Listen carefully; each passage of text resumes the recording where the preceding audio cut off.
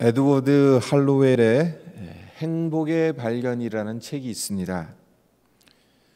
결혼에 2번 실패하고 알코올 중독이 된 어머니와 정신질환을 앓고 있는 형, 그리고 학대를 일삼는 계부 때문에 고통스러운 유년 시절을 보낼 수밖에 없었던 한 정신과 의사가 사람들과의 어울림을 통해 자신의 삶을 치유해가며 행복을 발견해가는 자전적 에세이인데요. 이 책에서 저자인 에드워드는 이렇게 말합니다. 행복과 가장 밀접한 상관관계를 갖는 것은 개인의 성품이다.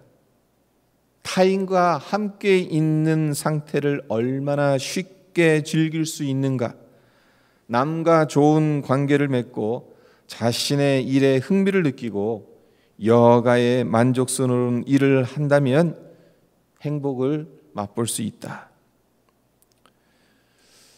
곱씹어 볼수록 의미 있는 이야기란 생각이 듭니다.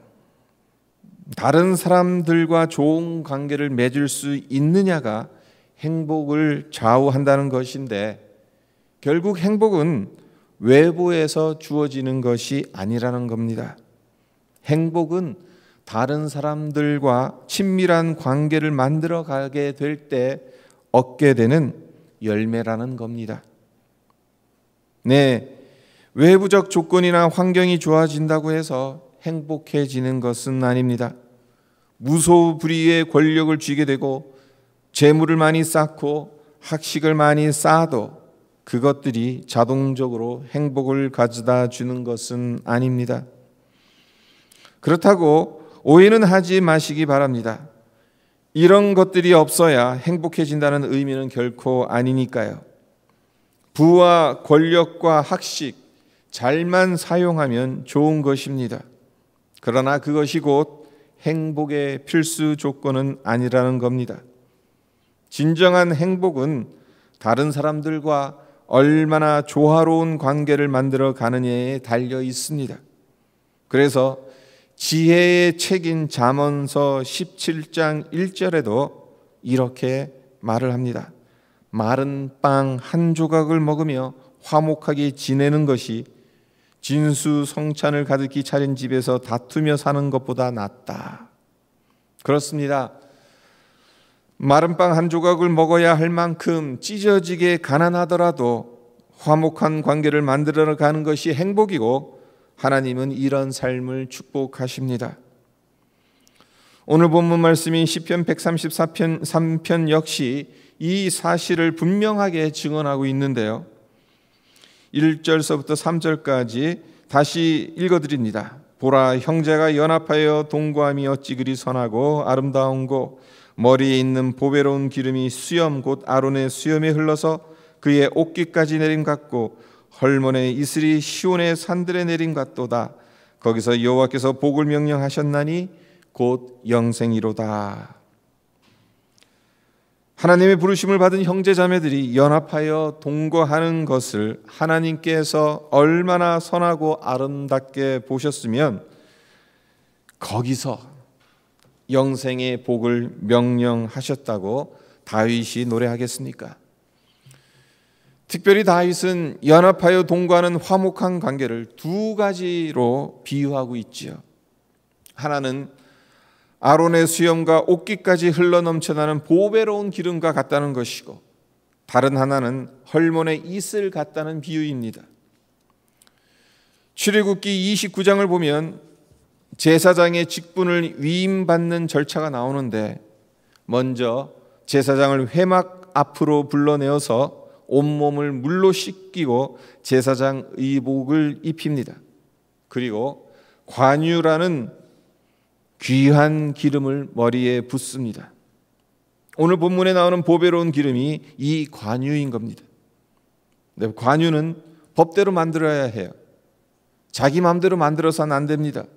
그리고 정한 용도 외에는 절대로 사용할 수 없습니다. 제사장을 세울 때와 성물을 성별하는 일 이외에는 사용해서는 안 됩니다. 그런데 오늘 본문은 제사장의 머리에 부은 기름이 수염을 타고 옷깃을 적신다고 말씀하고 있는, 이것이 의미하는 바가 무엇일까요? 이것은 결국 성령께서 머리부터 가슴까지 임하시는 것을 의미하고, 또한 화목한 관계를 만들어가는 자들에겐 제사장의 복, 성령의 기름 부음의 복을 주시겠다는 의미가 이 안에 담겨져 있는 겁니다. 또 다른 비유는 헐몬의 이슬 같다는 비유인데, 헐몬산, 이스라엘 북쪽에 있는 해발 2700m의 가장 높은 산입니다. 사시사철 눈으로 덮여 있고 비가 오지 않는 건기에는 헐몬산의 눈이 녹아 흘러내려서 이스라엘의 대지를 적셔줍니다.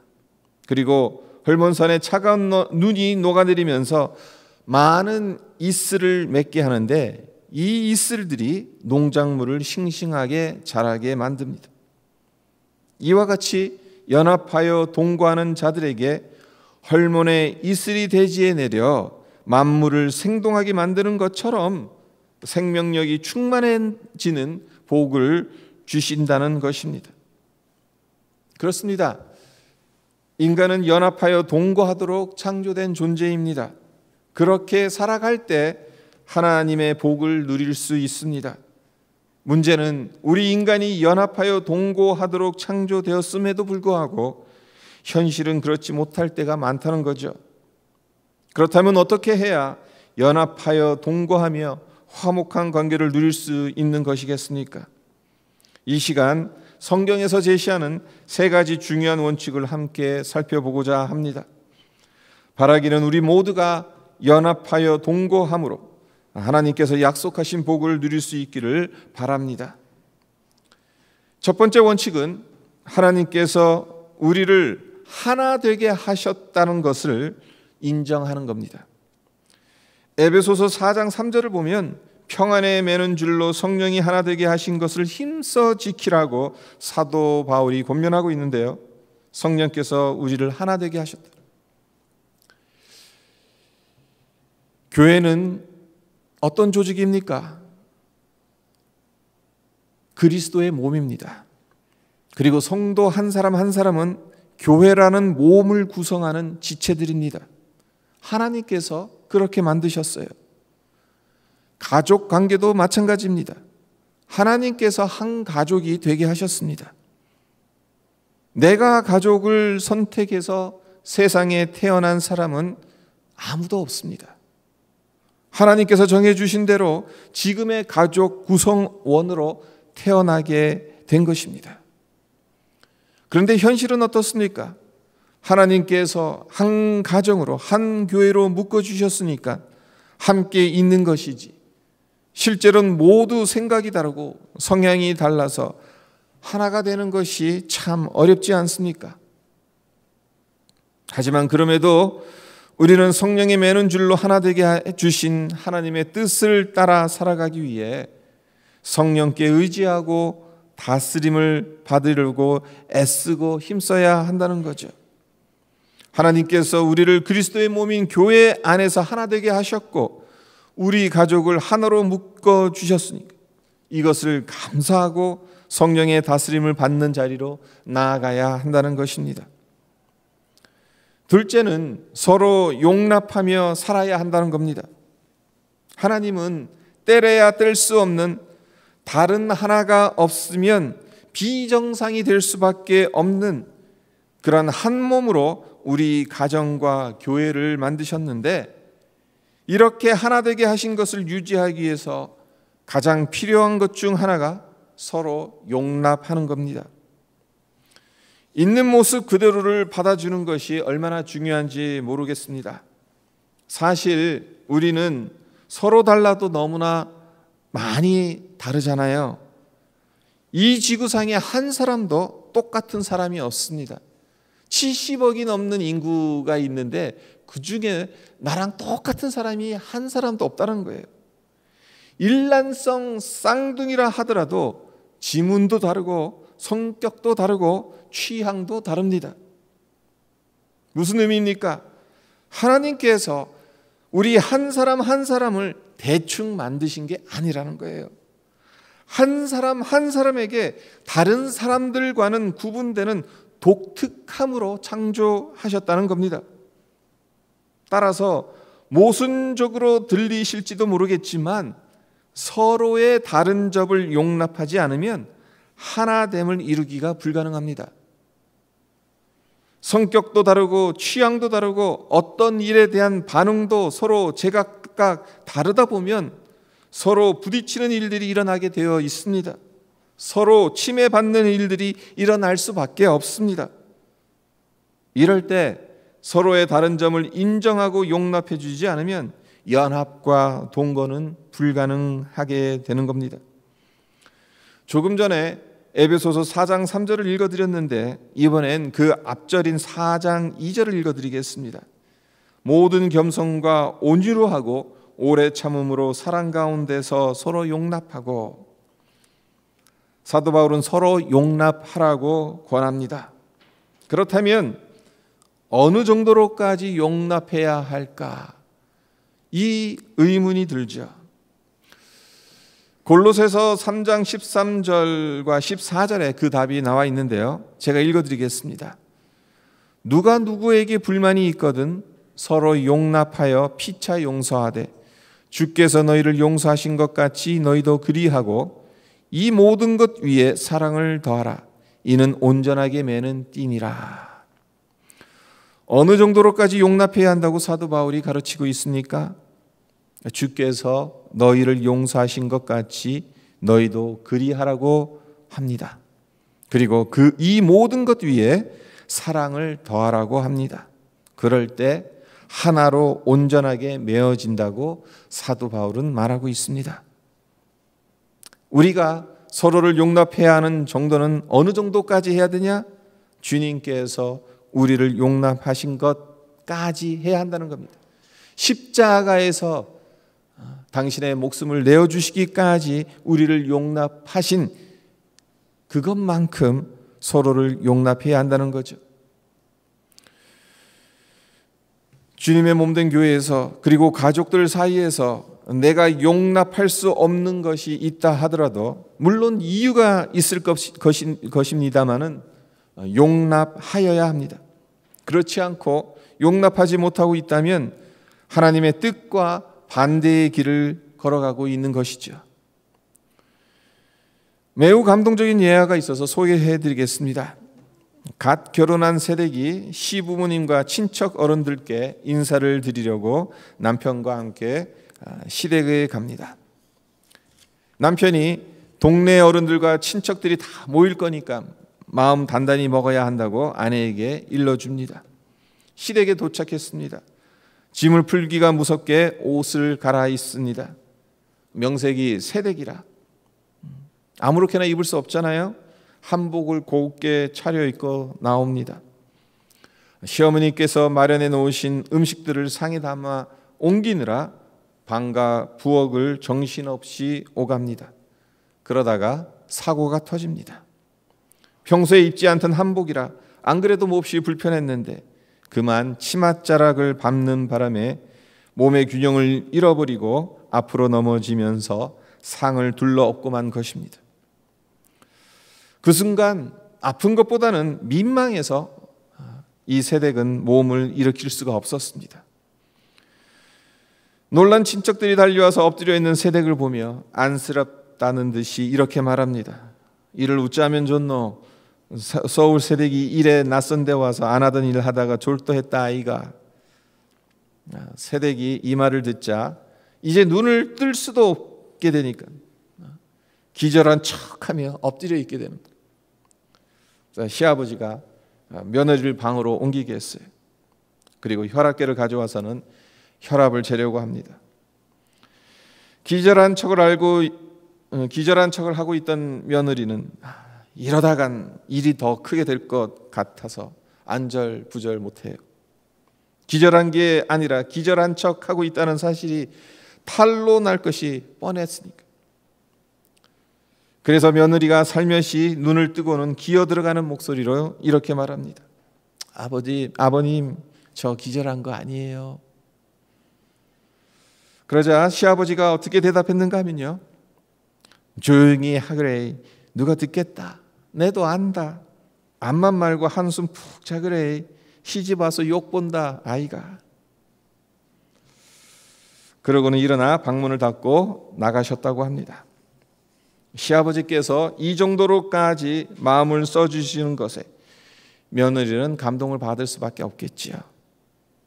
남편 말고는 아는 사람 전혀 없는 시댁에 와서 여러모로 힘들 수밖에 없었을 텐데 용납받고 사랑받게 되니까 가족이라는 느낌이 확 들었겠지요. 그렇습니다. 용납받을 때 한 가족이라는 끈이 더욱 단단해집니다. 용납하는 자가 행복을 만드는 자입니다. 바라기는 저와 여러분이 있는 그대로를 용납하여서 가정에서 그리고 교회에서 행복을 만들고 하나님의 은혜를 풍성하게 누리기를 주님의 이름으로 축원드립니다. 마지막으로 서로 존중하며 살아야 한다는 거예요. 이 세상에서 멸시받으며 살고 싶은 사람 어디 있겠습니까? 아무도 없습니다. 모든 인간은 존중받으며 살아가기를 원합니다. 존중받을 때 행복을 느낍니다. 존중받는 곳에서 존중해 주는 사람들과 함께 살고 싶어 하는 것이 인간의 바람입니다. 그렇기 때문에 연합하여 동거하기 위해선 서로를 존중해 주는 것이 너무너무 중요해요. 우리를 하나 되게 하신 분은 하나님이시기 때문에 내 곁에 두신 사람을 존중하는 것은 곧 그 사람을 내게 보내신 하나님을 존중하는 것이라고 할 수 있습니다. 로마서 12장 10절을 보면 사도 바울이 서로에게 먼저 존경하라는 권고를 합니다. 제가 읽어드리겠습니다. 형제를 사랑하여 서로 우애하고 존경하기를 서로 먼저 하며 존경해 주기를 기다리지 말고 먼저 존경하고 먼저 존중히 여기라는 겁니다.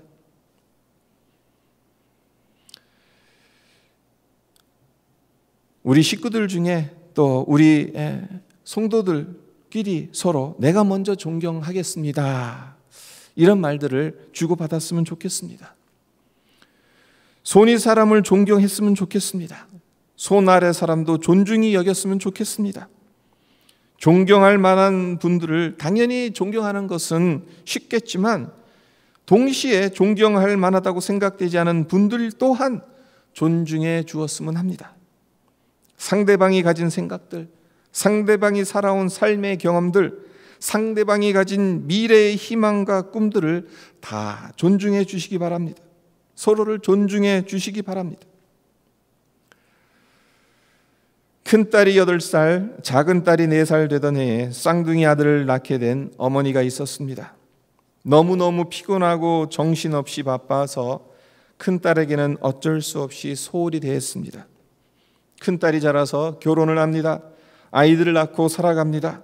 그런데 어느 날 어머니와 전화통화를 하게 되는데 통화하는 중에 우연히 어릴 적 조그마한 마음의 상처가 있었던 것을 어머니께 말하게 됩니다. 그 상처란 도시락에 관한 상처였습니다. 친구들은 맛있는 음식과 함께 예쁜 냅킨 그리고 때로는 엄마가 정성스럽게 쓴 편지가 예쁜 도시락 통 안에 담겨 있었던 반면에 자기 도시락은 항상 슈퍼 종이 봉투에 아무렇게나 담겨져 있었기 때문에 창피해서 봉투를 들 수 있으면 작게 보이려고 접고 또 접었다고 합니다. 그리고 고춧가루도 뿌리지 않은 김치, 말라붙은 오래된 밥을 싸주셔서 친구들과 함께 점심 먹는 것이 부끄러울 때가 많았다는 말을 합니다. 한 번은 종이 봉투 밑에 있는 영수증을 엄마의 편지로 착각하고 마음 설렜던 적도 있었다는 이야기. 그리고 엄마가 언젠간 더 나은 도시락을 싸주실 거라고 기대했지만 매일 마찬가지였다는 이야기도 합니다. 가난 때문에 딸의 도시락을 제대로 싸주지 못했던 어머니는 그 이야기를 들으며 마음이 너무나 아팠습니다. 그래서 왜 말하지 않았니? 라고 어머니가 묻자 딸은 엄마가 가게일 때문에 너무나 바쁘신 것을 알았으니까요. 그리고 엄마는 우리 모두에게 최선을 다하셨다는 것을 알았기 때문에 말씀드리지 않았어요 라는 대답을 합니다. 도시락에 얽힌 딸의 이야기, 어머니의 마음에서 쉽게 떠나질 않았습니다. 그러다 어느 날 창고를 정리하다가 오래되었지만 예쁜 도시락통 하나를 발견하게 됩니다. 어머니는 도시락통을 무릎에 놓고 기도합니다. 하나님, 제게 두 번째 기회를 주실 수 있습니까? 그러자 마음속에 그렇게 하렴, 아직도 늦지 않았다 하는 하나님께서 말씀하시는 듯한 음성이 들립니다. 그래서 도시락통을 깨끗이 씻고 30이 다 된 딸을 위해 도시락통에 무엇을 넣을까 고민을 하다가 사탕과 종이 인형들, 오랫동안 아끼며 간직해왔던 손수건과 빗, 그리고 딸이 좋아하는 화장품들로 가득 채운 뒤 정성스럽게 쓴 메모를 집어넣습니다. 언제나처럼 사랑한단다 아가야, 감사할 수 있는 하루가 되기를 기도하며 엄마가. 그리고는 그 도시락통을 우체국에 가지고 가서 딸에게 붙이면서 이렇게 기도합니다. 주님, 이 도시락이 너무 늦지 않게 해주세요. 딸아이의 마음의 상처를 씻어내고 행복할 수 있도록 늦지 않게 해주세요. 사흘 후에 큰딸에게서 전화가 옵니다. 큰딸의 목소리는 감사와 기쁨으로 격앙되어 있었습니다. 자기가 아직 7살인 것 같은 느낌으로 도시락을 열어놓으라며 감사의 마음을 전합니다. 엄마는 딸의 작지만 오래된 상처를 이해하고 받아주었습니다. 뭘 그까짓 것으로 상처받았다고 그러느냐라고 타박하지 않았습니다. 딸의 상처를 함께 아파했고 시간이 많이 지났지만 그 상처를 치유해 주려고 노력했습니다. 이것이 존중해 주는 마음이 아니겠습니까? 존중해 주는 겁니다. 서로가 먼저 존중해 주는 거예요. 그러면 행복이 있고 하나님이 내리시는 축복이 있는 겁니다. 성도 여러분, 여러분의 가정이 연합하고 하나됨으로 행복해지기를 바랍니다. 우리 교회가 연합하고 동거하는 하나됨을 경험하며 하나님의 주시는 복을 누리기를 간절히 소망합니다. 하나님께서 우리를 하나 되게 하셨음을 인정하며 서로의 다름을 용납하고 서로 존중하여서 우리를 한 가족으로 한 교회로 세우신 하나됨을 위해 애쓰시기를 바랍니다. 그래서 행복이 넘치고 하나님의 복을 누리는 우리 모두가 되기를 주님의 이름으로 축원드립니다.